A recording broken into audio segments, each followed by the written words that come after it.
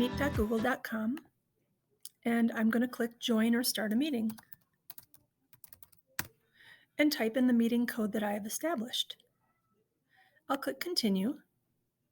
I'm going to hop over to my Student tab, and I'm going to click Use a Meeting Code.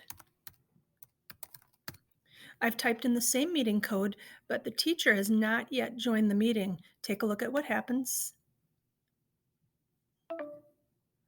Your student will see a message, "This meeting hasn't started yet," if the teacher has not initiated the meeting. So I'll return to home screen on the student side. Let's go back to the teacher. All right, we will join that meeting. So now the teacher is in the meeting.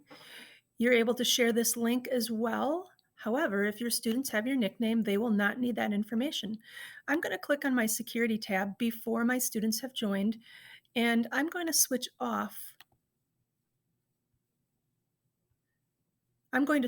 share their screen, chat messages. I'm also going to switch off quick access. That will act as a waiting room. You can also click the settings gear and you can change the host settings permanently within that meeting. So let's jump over to the student side now and see what happens. The student will use a meeting code, type in that code. The teacher is in the meeting. The student, because I've turned off quick access, has a button that says Ask to Join instead of just Join. I'll click Ask to Join.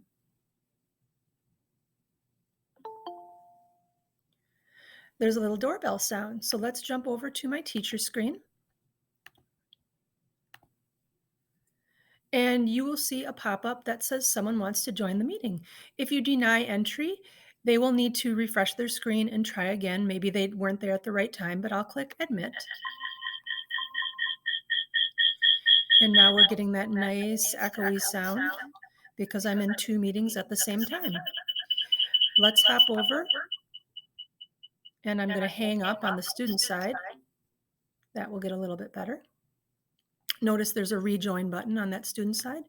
We'll hop back into the teacher meeting. Now I've joined my meeting from another computer, so there's actually two of me. So I'm going to click Show in a Tile so you can see that there's two of me in the meeting. And now on your participants, your students, when you hover over their picture, you're going to see a choice where you can pin them to the screen.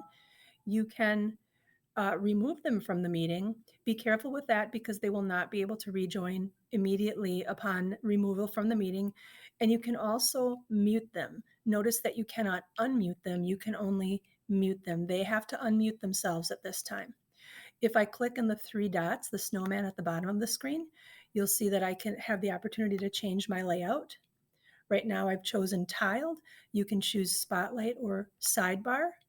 You can choose whether to have yourself show in the meet or not. So if I click on this tile icon up here, remove tile, now I'm only seeing my other self in this meeting and not me. Hopefully that wasn't too confusing, but that shows you a bunch of the different new host settings that are now in Google Meet. There'll be more to come.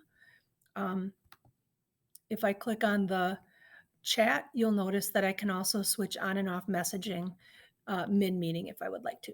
All right, that's about all for now. Thanks for watching.